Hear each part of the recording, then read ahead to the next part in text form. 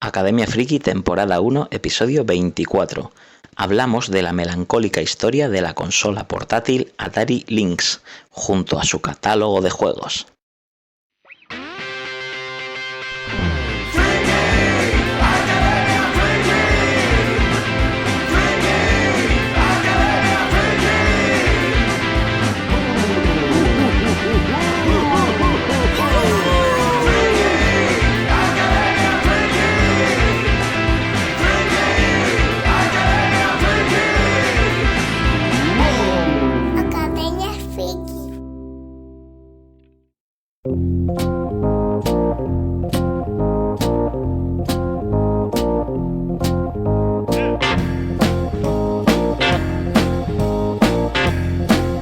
Fue la primera consola portátil que contaba con un chip de 16 bits de potencia, la primera con pantalla LCD a color del mundo, con una pantalla retroiluminada, con controles intercambiables para diestros y zurdos y capacidad de conexión en red con otras consolas. La Atari Lynx fue concebida originalmente por la empresa de software Epyx, que tuvo dificultades financieras durante su desarrollo. La compañía necesitaba un socio para lanzar el producto y encontró uno dispuesto en Atari, después de que Nintendo la rechazara. Según el acuerdo, Atari se encargaría de la producción y comercialización de la consola, pero las relaciones entre Atari y Epyx fueron tensas y el lanzamiento de Lynx se retrasó casi 2 años. Cuando finalmente llegó al mercado, la Lynx tuvo que competir directamente con la nueva consola portátil de Nintendo, la Game Boy. Aunque la oferta de Nintendo tenía gráficos, especificaciones y una pantalla monocromática inferiores, la Game Boy derrotó a la Lynx y a otros competidores con una enorme biblioteca de juegos divertidísimos, un precio más bajo y una mayor duración de la batería. Además, aunque no lo esperes seguramente, también te voy a hablar de cómo convertir a niños en futuros fumadores a través de los videojuegos, a través de la Lynx. Vaya tela. ¿Qué tiene eso que ver con esta consola portátil de Atari? Pues quédate en la Academia Friki y te lo cuento. Toma asiento que empezamos a aprender, todos juntos, en la Academia. Raúl Pacman al micro y David Zoiber en la sala de máquinas, te saludamos desde esta Academia Friki, tu podcast de divulgación sobre videojuegos, cine, cómics, literatura, ciencia, tecnología y toda la cultura friki que a ti y a mí nos interesa.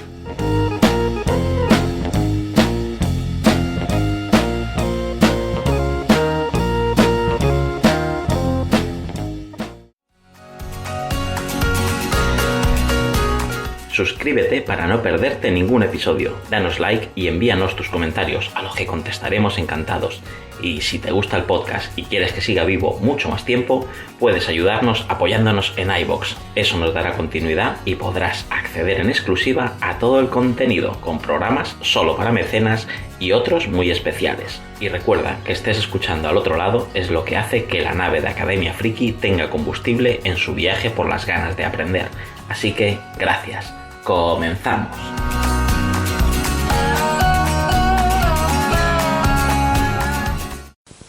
Más de 4000 colores. Lynx. Imagen tridimensional. Lynx. Microprocesador de 16 bits. Lynx. Esto es Lynx. El nuevo videojuego portátil de Atari. 4 canales de sonido. Luz propia. Hasta 8 jugadores. Llévate ya el Lynx de Atari. Vas a luchar en colores.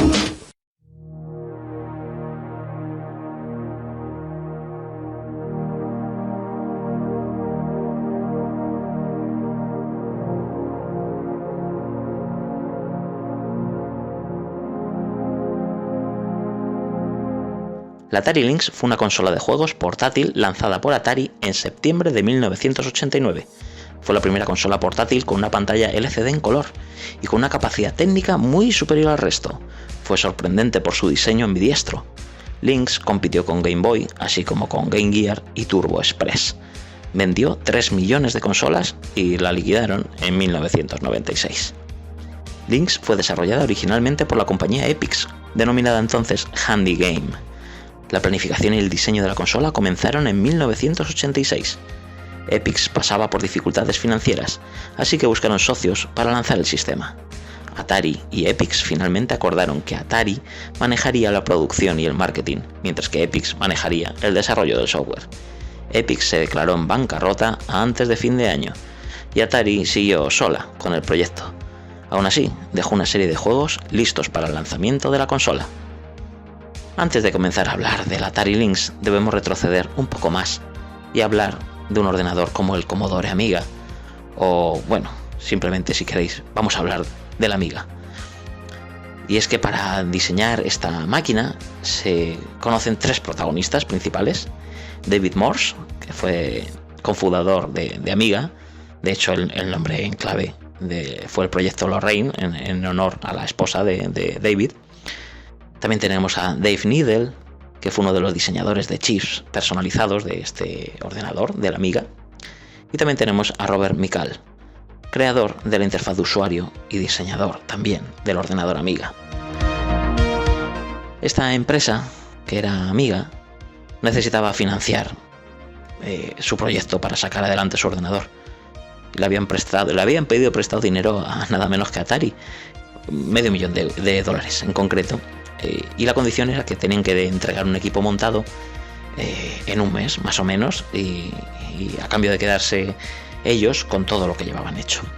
El tiempo se acababa cuando iba a vencer ese mes y bueno, parecía que pues todo el diseño y todo se lo tendrían que dar a Atari porque no iban a cumplir el plazo. Pero bueno, al final dijeron, bueno, no nos desesperamos, vamos a buscar la manera de conseguir esos $500,000 como sea. ¿Y de dónde vino la ayuda? Pues de la empresa Commodore. A esta empresa le gustó esa máquina y le dieron el anticipo de los $500,000. Así que Amiga pagó su deuda a Atari con ese dinero que les había dado Commodore y a cambio tuvieron que formar parte de Commodore. Así que sus equipos, esos ordenadores, pasaron a llamarse Commodore Amiga. Lo importante es que con el paso del tiempo, estos tres protagonistas, un poco cansados del entorno empresarial un poco agrio de la compañía Commodore, pues bueno, pues se separaron al final y cada uno siguió por su cuenta en una empresa. Que de hecho, aunque se separaron, siguen siendo amigos, lo que permite hacer un chiste de los amigos de la Amiga. Dejemos las idioteces. David Morse se fue a la mítica compañía de videojuegos Epix. Y en su día, un hijo que tenía le preguntó que por qué no diseñaba uno de esos ordenadores Amiga, pero que se pudiera transportar, que fuera portátil, que se lo pudiera llevar la gente a donde fuera. A David Morse se le quedó ahí la idea rondándole la cabeza. Y una noche que se fue por ahí de copas a tomar algo con los otros dos, con Dave Needle y con Robert Mical, pues se lo comentó. Les dijo, mira qué idea más chula tiene mi hijo.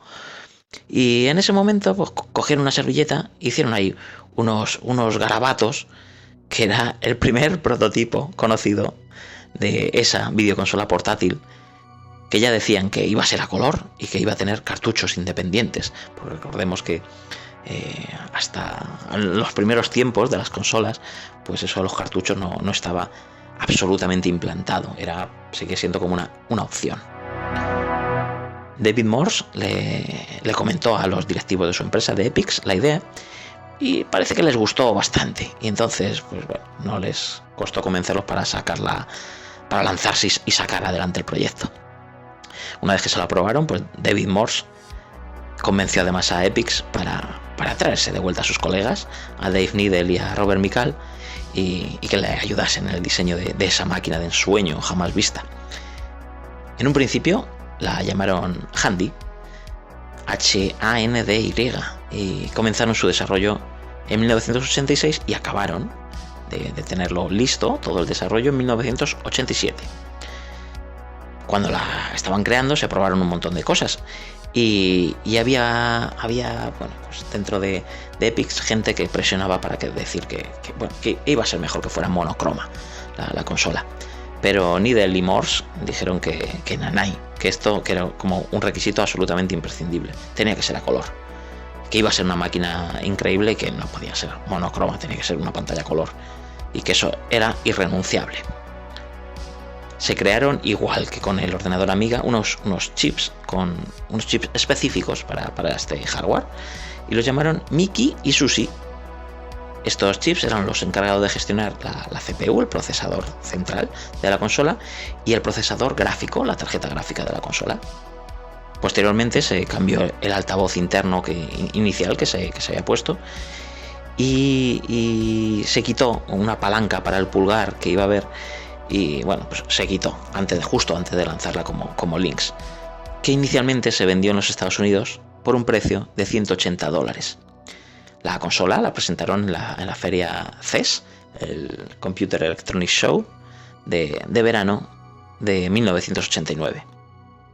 Tenía la máquina muchas virtudes, gracias a la habilidad de uno de estos diseñadores de Nidel, y bueno, pues era capaz era una máquina pionera para hacer cosas en la pantalla como rotar sprites o deformarlos, algo que luego, mucho tiempo después, se hizo con el famoso modo 7 en los juegos de una consola mucho más avanzada, que era la Super Nintendo. En la Lynx además tenía una paleta de colores muy buena para la época, de 4096 tonos de color, los mismos que el ordenador Amiga. Lo que le hacía los juegos característicamente son muy coloridos. El chip SUSI también hacía las veces de un chip de coprocesador que detectaba las colisiones en los juegos entre todos los elementos en pantalla, o controlaba el scroll de los fondos con muchas capas. Esto le daba mucha más versatilidad a los juegos que se podían hacer. Además, la consola teóricamente no tenía un límite de sprites tal y como estaba diseñada, aunque luego en la práctica, pues bueno, como todo, eso no es así, pero insisto, era otra de sus características que la hacían única a la consola. Eran al final funciones y logros muy impensables para esa época.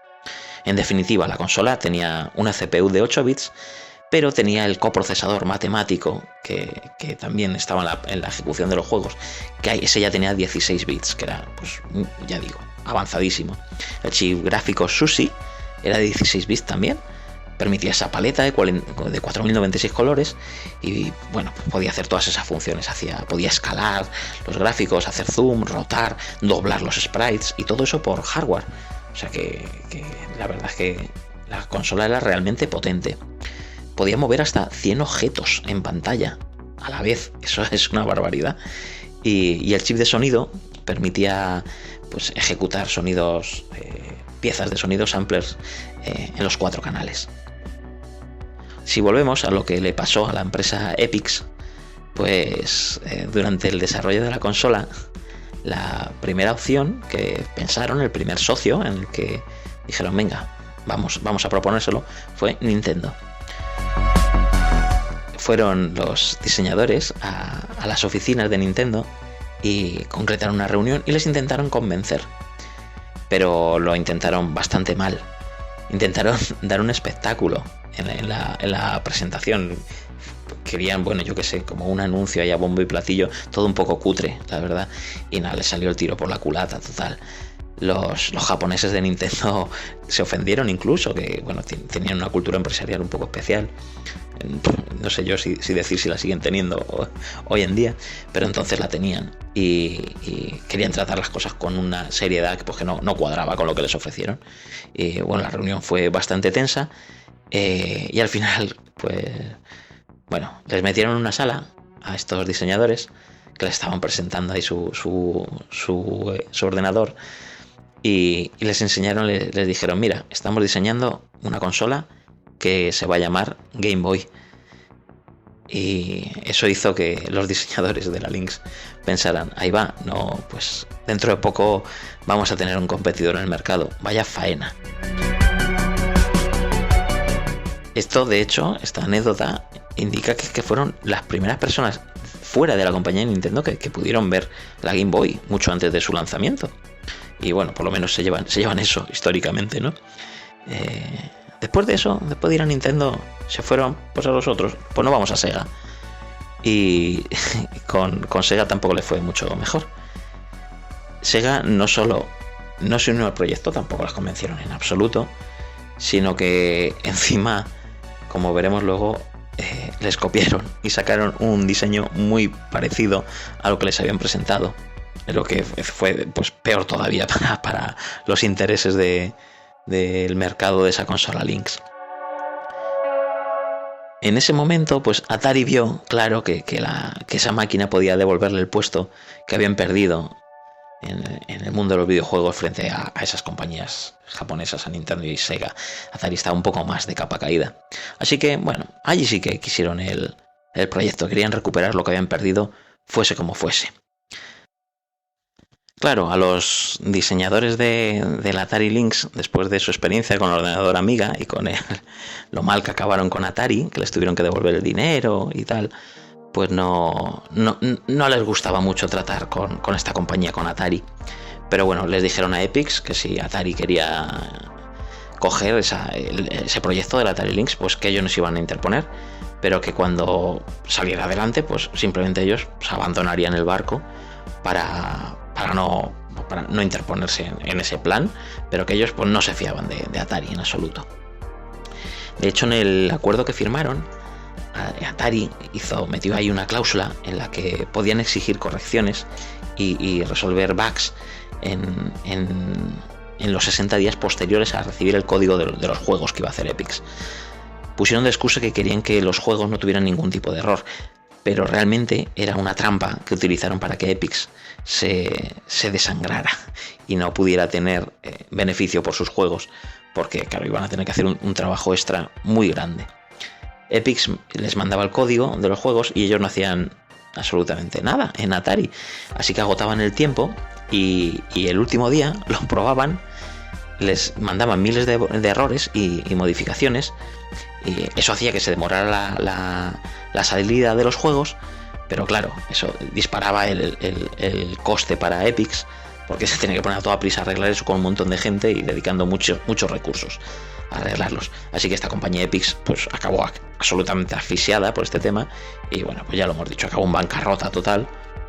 Y Atari pues aprovecha y compra a precio de saldo el proyecto de la Lynx, total, lo que quedaba en lo que participaba Epyx.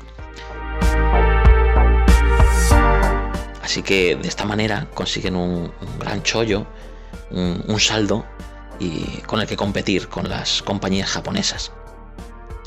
Pero como se demoró el proyecto tanto tiempo, porque la consola se terminó de fabricar en 1987, pero vio la luz en 1989, eso, ¿qué hizo? Pues que Nintendo le diera tiempo a sacar su Game Boy 6 meses antes que la Atari Lynx.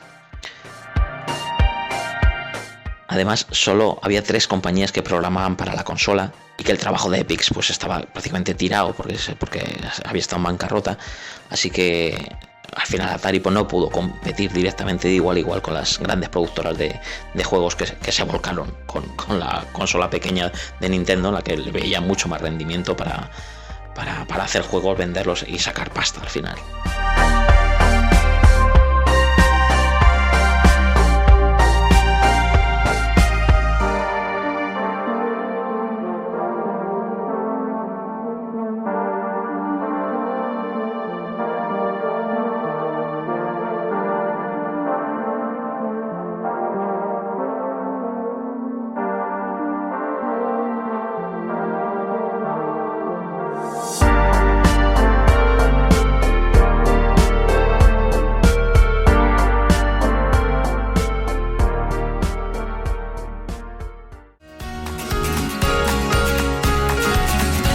Recuerda, escucha Academia Friki en iVoox, Spotify, Apple Podcast, Google Podcast, Podimo o donde más te guste. Estamos en Twitter, Instagram y en nuestro canal de Telegram. Todos los enlaces en academiafriki.com. Gracias por estar al otro lado.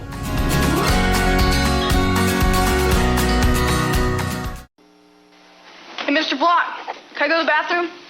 2 minutes.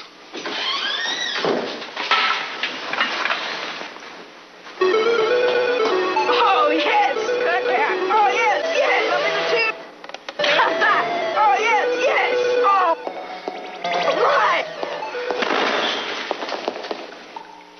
Introducing Lynx from Atari, the color video game you can get away with. Well, sometimes.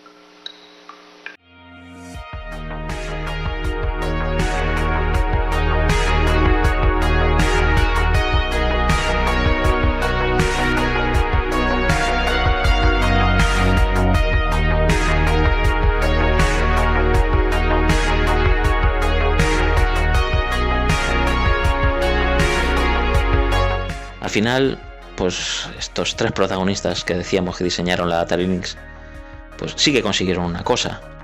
El entorno de programación del juego de Lynx era a través del ordenador Commodore Amiga, por lo que Atari tuvo que comprar ordenadores de la competencia de Commodore para poder programar los juegos de Lynx. Eso fue una jugada ahí un poco más maestra. Los cartuchos de juego de la Lynx evolucionaron durante el primer año de lanzamiento de la consola. La primera generación de cartuchos era plana y estaba diseñada para apilarlos y facilitar el almacenamiento. Sin embargo, esto complicaba mucho la extracción del cartucho y se reemplazó por un segundo diseño. Era un estilo nuevo con pestañas que utilizaba el mismo diseño básico de los cartuchos originales, pero se le ponían un par de pestañas en la parte inferior del cartucho y así pues era más fácil extraerlos.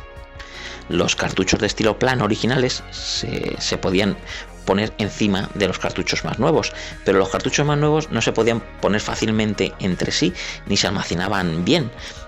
Por lo tanto, se produjo por un tercer estilo de cartucho, el estilo de labio curvo, y todos los cartuchos oficiales y de terceros durante la vida útil de la consola pues ya se lanzaron con este formato. La consola se pensó para llevar en su interior un procesador Motorola 68000 famosísimo, al igual que el que tenía el ordenador Amiga, pero bueno, al final se tuvo que descartar la idea, ya que no se podía introducir dentro de ese chip específico, esos chips que habían creado inicialmente. Luego ya sí se pudo hacer a partir de 1993 con un cambio de diseño, pero bueno, al principio ya digo, fue imposible meter ese procesador que querían, que además era más caro y todavía era poco conocido a la hora de programar y tenía pues un bus de datos por donde circula la información, era un poco más lento, así que se decidieron poner un procesador de los derivados del 6502 que llevan un montón de consolas y videojuegos, un montón de consolas y ordenadores de la época. En cuanto a las características técnicas de la consola, bueno, pues por dar unas pinceladas, podemos decir que la CPU que lleva, el procesador, ya hemos dicho que era de la familia del 6502, es el 65C02, tiene una velocidad de 4 MHz, es de 8 bits, pero con direccionamiento, con un bus de direcciones de 16 bits. A pesar de ser un procesador de 8 bits, se puede catalogar también de 16 bits, ya que ese chip específico que le crearon, el chip Mickey, es de 16 bits y iba a una velocidad de 16 MHz, o sea, tenía unas características superiores a las de otros equipos que contaban con ese procesador 6502 básico. La Atari Lynx comenzó con cierto éxito. En 1990 llegó a vender 500.000 unidades. A finales del año 1991, las estimaciones de ventas de Atari eran de unas 800.000 consolas vendidas, lo que, bueno, era según sus proyecciones, era los que esperaban y consiguieron. Aunque la Game Boy estaba a mucha distancia de ventas, todavía quedaba un nicho de mercado ahí en Estados Unidos donde la Lynx vendía lo suficiente como para poder mantener la producción. Pero llegamos al año 1991, el mes de mayo, y Sega lanza su consola portátil Game Gear, que era menos potente que la Lynx, que era también a color, que duraba las pilas pues más o menos lo mismo que lo de la Lynx, y eso popularmente se conoce como que duraban poquísimo la de la Lynx y la de Game Gear, pero era también más barata, era un poco más pequeña y estaba respaldada por más juegos propios de Sega, y además es que heredaba los juegos de Master System mediante un adaptador. Todo eso hizo que la consola de Atari, la Lynx, pues las ventas se desplomaran absolutamente. Se considera que la Game Gear era una copia descarada de lo que era la Lynx. Se puede decir que lo era, ya que el mismo Needle comentó antes de morir que una vez fuera de Epyx y de ese proyecto Handy inicial, le contrataron porque había cosas en Game Gear que no funcionaban correctamente, como el color de la pantalla. Así que él estima que no se cogieron las notas suficientes por parte de Sega el día que fueron a presentar la Atari Lynx a esa compañía. Les copiaron, pero no le pudieron copiar todo. En julio de 1991, Atari presenta una consola conocida como Lynx 2, y llevaba una nueva campaña de marketing, un nuevo diseño, un hardware un poco mejorado, una mejor duración de la batería y una nueva apariencia más elegante. La nueva consola tenía empuñaduras de goma y una pantalla a color retroiluminada más clara, con una opción de ahorro de energía que apagaba la retroiluminación del panel LCD. Consiguió que saliera al mercado por solamente $100, eso sí, sin juegos ni accesorios, la opción más básica. Aunque las ventas mejoraron, seguía muy por detrás de sus rivales. En 1993 la consola había quedado relegada ya a algunas grandes superficies del mercado norteamericano y en las tiendas europeas y japonesas ya ni se la veía. Desde 1995 Atari se centró un poco más en la nueva consola que tenía, la Atari Jaguar, que fue otro fiasco igual. En 1996, tras ese fracaso de la Jaguar y los discretos números del Atari Lynx, Atari cierra definitivamente su desarrollo interno de juegos y la producción de las dos consolas. Hasta aquí hemos llegado. Las características técnicas de la Lynx la verdad es que eran sorprendentes y más a principios de los años 90. Era la primera consola portátil a color, tenía su pantallita retroiluminada, una configuración para diestros y para zurdos si le dabas la vuelta a la consola. Podía conectar hasta 8 consolas a través de su sistema Comlinks. Epyx también desarrolló el primer juego cooperativo de 8 jugadores y el único juego de 8 jugadores para el Atari Lynx, el Toad's Adventure in Slime World, utilizando el sistema Comlinks. Cada Atari Lynx, cada consola, cada portátil, necesitaba una copia de ese juego y un cable podía conectar 2 máquinas. Los cables a la vez se podían conectar a un adaptador de concatenación de cables y así poder jugarlo los 8 jugadores, aunque sinceramente el mayor problema era encontrar a 8 personas poseedores de una Lynx, que eso ya de por sí era complicado. La Atari Lynx fue diseñada para ejecutar juegos en cartucho y los datos del juego se debían copiar de la ROM a la RAM, o sea, entre ese tipo de memoria, antes de poder usarse. Por lo tanto, quedaba menos memoria RAM disponible en la consola y esto hacía que la carga inicial de cada juego pues, fuera muy lenta. El punto más flojo de todo el sistema era su pantalla. Pese a todo, pese a ser una LCD retroiluminada y con tantos colores, porque había un detalle, y es que cuando Sega lanzó el TV Tuner, o sea, el sintonizador de televisión para la Game Gear, Atari quiso hacer lo mismo para su consola y poder competir, pero la pantalla de la Lynx no podía reproducir imágenes de televisión. Por su parte, las ventajas que se pretendían con la Lynx, con esa pantalla a color, lo que hacía era que fuera más cara y encima consumir mucha batería. También tenía ese botón para poder jugar como zurdo diestro. Tenía una gran potencia y unos efectos gráficos que no se habían visto antes ni en muchas consolas de sobremesa, o por lo menos en el momento de su concepción. Pero el principal error de Atari fue quizá el escaso marketing, el elevado precio de la consola y la inexistente política de licencias o de terceros que se desarrolló para comprar licencias y hacer juegos de ellas. Al término de su vida comercial, la consola solo tuvo 76 juegos disponibles. La Game Boy ya tenía más de 1000 y la Game Gear más de 300. En España realmente sí se hizo una buena campaña de lanzamiento con publicidad en todas las revistas de videojuegos y se dio soporte a muchos grandes almacenes, los más importantes del país. Pero una vez que había perdido la guerra y se empezó a retirar del mercado, pues la máquina se empezó a liquidar a precios ridículos, aunque a día de hoy, si la intentas buscar, es difícil y encima muy cara de comprar en el mercado de consolas usadas. Las palabras de Dave Needle, una de esas mentes tras el diseño y la creación de la Atari Lynx, nos resumen magistralmente el proceso de la creación y el fracaso de esta consola tan mítica, que era una portátil adelantada a su tiempo, tanto en tecnología como en su propio concepto. Y nos decía esto: estoy muy orgulloso de Lynx, siempre lo he estado y siempre lo estaré. Es una cuestión de orgullo, de que nadie ha creado nada mejor en 12 años. Todo lo que Lynx necesitaba era un precio reducido y un gran catálogo de software, y la culpa, en ambos casos, recae sobre Atari. Es un drama recurrente, como la propia historia se repite de forma cíclica, y nos recuerda esa lección en el mundo de los videojuegos muchas veces, que no siempre lo mejor triunfa. La tecnología más puntera no siempre conecta tampoco con la gente.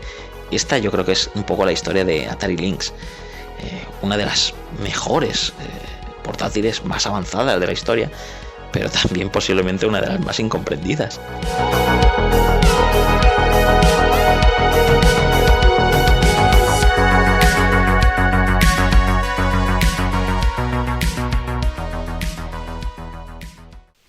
Can anyone handle the power of color? Atari Lynx, the portable video arcade. Lynx, so packed with action, racked with attraction, stacked with more games for total satisfaction. It'll blow you away.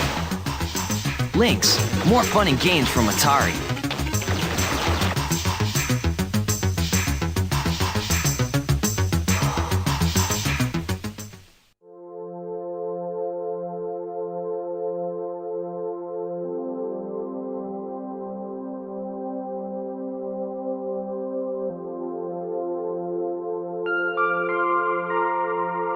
La consola se lanzó con 5 juegos en el mercado, todos ellos de Epix.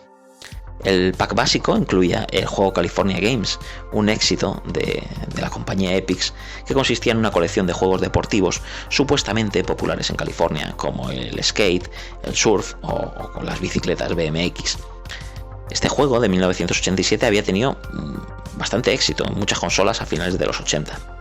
Se desarrollaron además 4 juegos más exclusivos para el lanzamiento: Blue Lightning, un pseudo simulador de vuelo en el que llevar un avión militar; Chip Challenge, un juego rompecabezas originalmente desarrollado para la Lynx, pero bueno, después se trasladó a otras plataformas.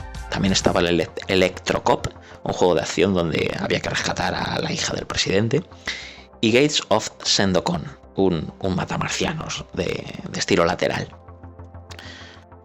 La Atari Lynx también cuenta con un catálogo de juegos exclusivos formado por otros títulos que te voy a contar. El Ocean Golf, que lo desarrolló Atari en 1991, pues un simulador de golf con vista cenital, 3 hoyos y 14 palos.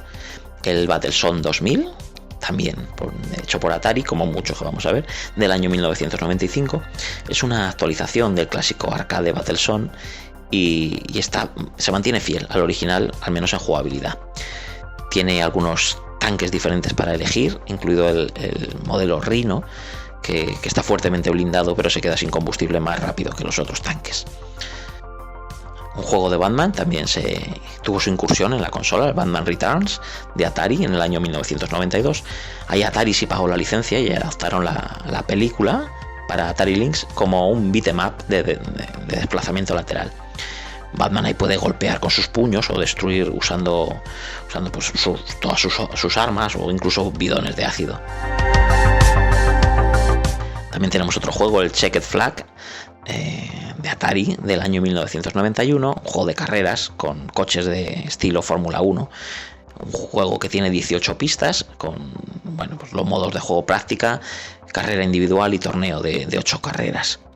La posición de inicio está bastante original, se puede establecer al azar o haciéndolo en una vuelta clasificatoria, y la duración de la carrera se puede establecer entre 1 y 50 vueltas. También se puede personalizar el color del coche y el conductor, tiene ese efecto casi estético de otros juegos. También estaba el juego Crystal Mines 2, un juego de Color Dreams del año 1992, donde manejamos un robot atravesando minas de cristal abandonadas, recogiendo cristales y evitando los demonios subterráneos que habitan en la mina. Los niveles de las minas se completan cuando se alcanza una cuota de cristales. Sin embargo, eso no es el nivel completo, hay más cosas. Se pueden obtener puntos de bonificación si se encuentran cristales adicionales. En este juego además está el factor de la gravedad que afecta a las rocas, a los cristales, que se pueden usar como armas contra los enemigos, esos demonios, y hay elementos engañosos en el juego. Está bastante bien. Hay demonios inactivos que parecen rocas y pues se pueden usar además el robot para eliminar ciertos obstáculos que nos va poniendo el juego. Yo creo que es uno de los mejores, a lo mejor, del catálogo de la consola. También tenemos Dirty Larry Renegade Cop del año 1992, desarrollado por Knight Technologies. Es un juego de desplazamiento lateral a través de varias calles, con una especie de beat'em up donde golpeamos a los matones que nos intentan atacar. El protagonista Larry está armado de una pistola, aunque tiene la munición limitada, y realmente limitada. Por lo que, también hay que usar los puños cuando sea posible. El juego tiene power-ups típicos en forma de salud, de munición, y a veces podemos encontrar armas como granadas de mano, ametralladoras. Eso sí, el juego solo tienes una vida, y cuando mueres, pues como los juegos antiguos que son tan puñeteros ahora, hay que empezar desde el principio otra vez. Uno de los que más me gustan a mí personalmente de la consola es Dracula Undead. Lo hizo la compañía Handmade Software en el año 1992. Aquí asumimos el papel del personaje de la novela Drácula, Jonathan Harker, que es un agente inmobiliario que visita en el juego el castillo de Drácula para hacer negocios. Es un point and click, pero está ajustado a los controles de la Lynx. Y la idea principal del juego es explorar el castillo de Drácula mientras éste se ha ido e intentar reunir la información que demuestre que es una amenaza muy seria para nuestro mundo mortal. También tenemos el juego Gauntlet de Third Encounter, desarrollado por Epix en 1990. Es un juego de acción con vista cenital. Es un Gauntlet de esta serie de juegos que hay. Este es exclusivo, esta versión para Lynx. Tiene criaturas repugnantes que se arrastran desde un castillo y se llevan la gema preciosa a las profundidades de esa fortaleza. Hay que quitarles la gema y si no lo hacemos, pues pueden destruir los malos, pueden destruir a la humanidad. Se debe emprender la búsqueda para rescatar esta gema, que es el objetivo del juego. Y se juega además con la consola en vertical, otra posibilidad más de esta consola, el poder jugar en una orientación u otra. También tenemos el juego Lynx Casino, un juego de Brian A. Rice del año 1992. Es una colección de juegos de casino a los que se accede moviendo al jugador por el casino y seleccionando la mesa o máquina de juego preferida para jugar. Comienzas con $1,000 para jugar y se pueden obtener además 2 préstamos de $500 si hace falta. Cuando te pules todo el dinero, pues acaba el juego. Es un juego, yo no sé si incluso decir que fomenta un poco la ludopatía. O no lo sé. No, tampoco he jugado tanto a él. No me he visto sometido a su poder. Tenemos también el juego Crazy Ace Miniature Golf, un juego de Telegames del año 1993, que es pues, un minigolf que se puede jugar entre 1 y 4 jugadores, en los que para superar cada hoyo tenemos 2 intentos.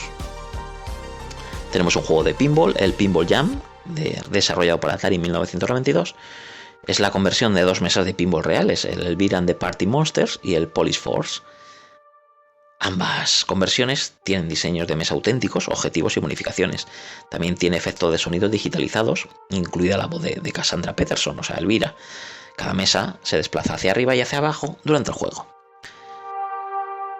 Más juegos, el RoboSquash de Atari del año 1990, un juego en el que hay que atrapar tantas bolas en filas o columnas como sea posible para ganar. Las bolas, según van pasando las rondas, van aumentando de velocidad, haciendo que la ronda sea cada vez más difícil. Los puntos se pueden acumular golpeando ladrillos, elementos especiales o una araña. Cuando uno de los jugadores pierde 3 bolas y golpea a la araña, pues la ronda termina. Permite jugar 2 jugadores simultáneamente con ese cable que hemos dicho, el Comlinks. Otro juego que tenemos es el Scrapyard Dog de Blue Sky Software del año 1992, un plataformas de acción lateral. Hay que rescatar a nuestro perro que lo ha secuestrado el maldito señor Big. El protagonista Louis tiene bombas y latas a su disposición para usar contra los enemigos, en los que hay gángsters, ratas y ratones. También te puedes proteger con escudos y bueno, pues se va avanzando mediante puntos de control para llegar cada cierto tiempo. El juego Super Asteroids and Missile Command de Atari de 1995 pues eran 2 clásicos juegos de Atari de arcade que se habían actualizado para la consola. El Super Asteroids pues bueno, tiene unos gráficos actualizados para reemplazar esos contornos vectoriales del juego original, y el Super Missile Command está retocado gráficamente. Se pueden intercambiar entre las rondas créditos obtenidos durante el juego para comprar armas especiales que te ayudan durante el juego. Este fue el último juego, además, publicado para Lynx. Tenemos también el Turbo Soup, un juego de Atari de 1991, que es un shooter en primera persona. Eres el piloto aquí de Turbo Soup, una especie de avión y submarino, y hay que destruir oleadas de alienígenas, los tienes que esquivar, y sus disparos también, y bueno, la jugabilidad es muy simple. Se usa la cruceta para irte hacia los lados y cualquier botón para disparar, y la velocidad pues no la puedes controlar.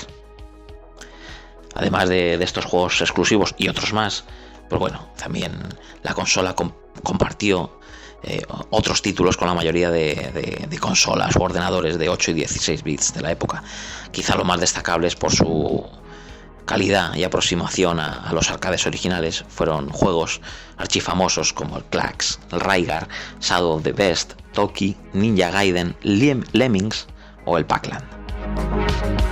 Como sucede con otros sistemas, Atari Lynx también ha tenido su propia escena o escena de desarrollo independiente, que la ha mantenido viva con todo tipo de trabajos.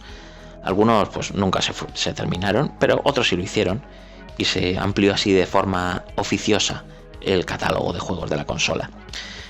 Además hay demos, hay ports de algunos juegos conocidos, como el Liechtenstein 3D, que es un clon del Wolfenstein 3D.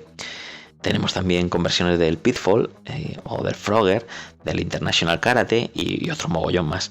También ha habido huecos para juegos nuevos, como el Wyvern Tales, que es un RPG japonés, un JRPG, que tras 8 años de desarrollo se lanza por fin en 2018, incluyendo la copia física para la consola. También han trascendido juegos que nunca llegaron a terminarse, como el Alien contra Predator. Y bueno, todo eso ha hecho que la consola siga viva más tiempo. En cuanto a accesorios de la consola, pues esta recibió los clásicos periféricos que tiene todas las portátiles: fundas y bolsas de transporte, adaptadores a corriente y al mechero del coche, baterías externas, pero el periférico más importante, ya lo hemos dicho, fue ese cable con Lynx, que podía comunicar hasta 16 consolas entre sí, aunque solo se llegó al final en la práctica que se pudiera jugar con 8 consolas de forma estable. El controlador de este cable se encuentra también en la Atari Jaguar, por lo que es posible que pensaran en algún tipo de conexión entre ambas consolas, pero eso nunca ocurrió.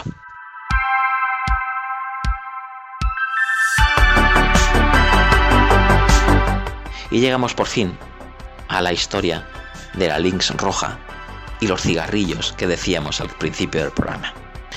Es bastante común conocer que hay compañías de tabaco que saben que desde hace mucho que el secreto para captar nuevos clientes es irlos atrayendo desde edades tempranas. Es triste y según mi opinión debería ser ilegal, pero bueno, da igual, esto es así y funciona así. A principios de los años 90, los videojuegos para ese mercado de atraer jóvenes clientes pues encajaba a la perfección. Así que el equipo de Philip Morris, esa marca tabaquera tan famosa, puso su marca de tabacos en todo tipo de artículos. Incluso en uno que se llamó el Marlboro Adventure Teams Red Atari Lynx. Y esto vamos a contextualizarlo. Había unos años, hace ya décadas, en que existía un concepto que era el hombre Marlboro, con un atuendo rojo y blanco que cabalgaba hacia la puesta de sol. Parecía el pináculo de los hombres varoniles en aquel momento, tal y como esperaba la tabacalera Philip Morris con su invención. Pero su ascenso comercial, el del tabaco Marlboro, se vio ralentizado al principio y no contaban con ello. Y la razón era que parecía que las mujeres preferían los cigarros Marlboro, que socialmente, decían en la compañía, provocaba un descenso de las ventas entre los hombres. O sea, era como si esto lo compran las mujeres, pues ese no es el tabaco de un hombre, y se compraban otro tipo de tabaco. La solución que hicieron pues fue dar a los cigarrillos un toque masculino, ese vaquero que decíamos, y así nació ese hombre Marlboro. A partir de aquí hubo toda una campaña de marca dirigida a todo el mundo. La marca Marlboro, la del hombre Marlboro y su paleta de colores, empezó a adornar camisetas, chaquetas, sombreros y un montón de artículos de vestir disponible en algo que había, que era el catálogo Marlboro. Luego se convirtió en una gran variedad de artículos y ahí se incluye nuestra consola portátil de Atari, la Lynx. De la misma manera que, por ejemplo, a Gene Simmons le gusta poner el logotipo de su grupo, de Kiss, en todos los productos imaginables, pues esta estrategia unas décadas antes ya la hacía Philip Morris, poniendo su hombre Marlboro, o a través a veces solamente de sus colores, de ese concepto, pues haciéndolo también por todos lados. Esto hizo que saliera una edición muy limitada de la consola Atari Lynx en un color rojo brillante con un logotipo de Marlboro, el Marlboro Adventure Team, que nos sugería el concepto de Marlboro unido a la consola. Hace mucho tiempo, en esos catálogos de Marlboro de algunos países, se podían ganar puntos con los paquetes de cigarrillos y se podían canjear por artículos de la marca Marlboro. Y aquí es donde encaja esa Atari Lynx roja. Y el paquete de esa extraña versión de la Lynx también incluía un juego, además de carreras de motos, que se llamaba Marlboro Go. Se dice que Philip Morris quería crear un tema de conversación entre los chavales cuando vieran a un poseedor de esa Lynx roja, que le dijeran: tú, ¿de dónde la has sacado con ese color? Pero eso decían que además no era suficiente, eso era como el primer objetivo, no era suficiente, así que también sacaron ese juego especial para su edición, como para tener mayor penetración en el mercado. Crearon ese juego de motos que venía con la consola portátil en esa edición tan extraña. El juego no tenía ninguna relación con los cigarrillos ni nada, pero bueno, era otra oportunidad al final de poner la marca Marlboro ante un nuevo público. Esas cosas antiguas de buscar a esos pequeños bribones que le gustaban los videojuegos y que era el público perfecto para que se acabaran fumando sus cigarrillos. El juego, por cierto, de las motos es bastante repetitivo, muy aburrido. La música de fondo es un bucle muy corto y los sonidos del motor no impresionan nada. Parece que se hizo, explícitamente para colocar la marca Marlboro delante de lo que Philip Morris esperaba que fueran sus futuros fumadores. La edición de Marlboro no se puso a la venta, sino que la tabacalera la utilizó solo como premio en concursos, promociones y similares. Se estima que se crearon en total 50 unidades de esta Atari Lynx roja de Marlboro, que además lleva el cartucho de juego de las Marlboro Go, que ni siquiera se llegó a comercializar el juego. Para finalizar este episodio, y como resumen de su historia, tenemos que decir que aunque Game Boy dominó el mercado de las consolas portátiles durante la mayor parte de los años 90, hubo algunos aspirantes que hicieron todo lo posible por mantenerse en la cresta de la ola y no bajo esa sombra de Nintendo. Estaba por ahí especialmente la Game Gear, la apuesta de Sega, que se puede recordar mucha gente por ese pequeño sintonizador de televisión que podías comprar y que era la forma de ver también la tele en tu habitación, ¿no? Por ejemplo, o por ahí. Y por supuesto la pantalla a color, que era genial para la época. Pero también sabemos que la Atari Lynx, con ese procesador que ayudaba de 16 bits, podía haber sido la primera consola portátil de Sega, según hemos relatado antes, y nos lo revelan, y lo han dicho en una entrevista los veteranos de Sega of America, Tom Kalinske y Al Nielsen, nos lo contaban así. Lo interesante, y no hemos hablado mucho de ello a lo largo de los años, ni siquiera estoy seguro de que mucha gente lo sepa, es que Game Gear casi no fue nuestro primer sistema portátil. Cuando nos estábamos preparando para lanzar la Genesis o Mega Drive en Europa, Sega estaba en conversaciones con Atari sobre la posibilidad de comercializar la Atari Lynx bajo la marca Sega. Así que cuando estábamos construyendo el stand para el Consumer Electronics Show de 1989 y lanzamos Mega Drive, había un área separada y un soporte de exhibición listos, en caso de que se tomara la decisión de ir y llevar la Lynx. Y como sabemos, aquello nunca pasó, y fue Atari quien lo hizo. Para acabar, solo quería decir que esta consola, por mi percepción, tiene el dudoso honor de tener una de las legiones más numerosas de haters, y eso que a mí me encanta, pero es lo que hay. Ya hemos visto que es verdad que hay fantabulosas razones para que no te guste nada la Lynx, la superaban otros sistemas de forma clara. Sin embargo, voy a hacer mías unas palabras de un crack como Juanjo García, administrador del fantástico medio RK Gamer, que dicen así: fíjate en la cantidad de horas que se han perdido criticando prácticamente todo. No hay una unanimidad porque no hay dos opiniones iguales, ni dos sensibilidades, porque lo que a mí me parece extraordinario puede ser lo más vulgar para ti, y créeme, ninguno de los dos tenemos razón, o quizá la tenemos los dos. El pasado es tiempo perdido, pero que deja recuerdos que te hacen feliz en el presente. Piénsalo, mi querido hater, y muchas gracias por llegar hasta aquí.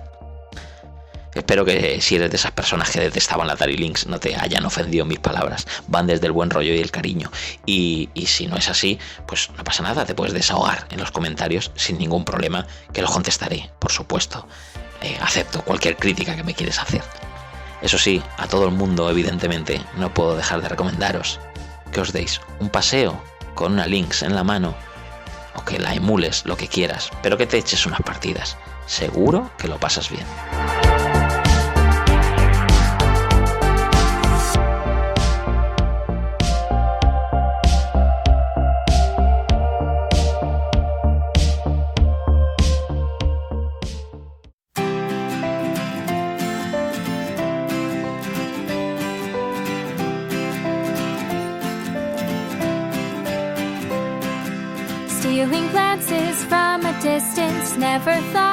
Y hasta aquí este programa de Academia Friki. Puedes seguirnos en nuestro canal de iVoox, Academia Friki, Spotify, Podimo, Apple, Google o donde quieras. Suscríbete para no perderte ningún episodio.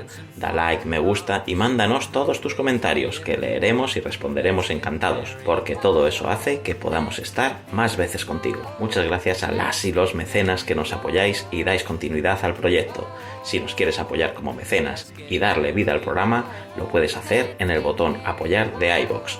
Y si quieres hablar con nosotros, estamos en Twitter, Instagram, en el email contacto@academiafriki.com y en nuestro canal de Telegram. En definitiva, simplemente gracias por estar al otro lado y darnos tu apoyo. ¡Hasta la próxima! Some would scoff and stare at us, and some would laugh and cry, and others asked our age and wage and raised their eyebrows in surprise. Let's get married. Whoa, let's get